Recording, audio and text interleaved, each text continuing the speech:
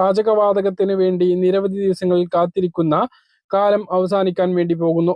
പാചകവാതക വിതരണം വേഗത്തിലാക്കാൻ കേന്ദ്ര സർക്കാർ പുതിയ പദ്ധതി തയ്യാറാക്കി.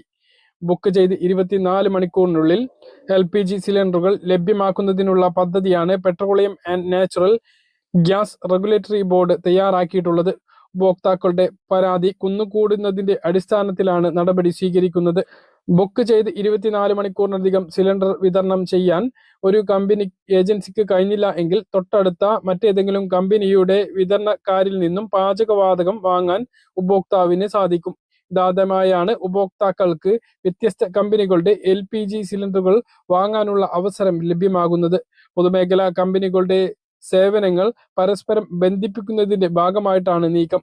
പുതിയ സംവിധാനം നിലവിൽ വന്നതോടുകൂടി 3 വ്യത്യസ്ത വിതരണ ശൃംഖല ദേശീയ ഏകീകൃത LPG സംവിധാനമായി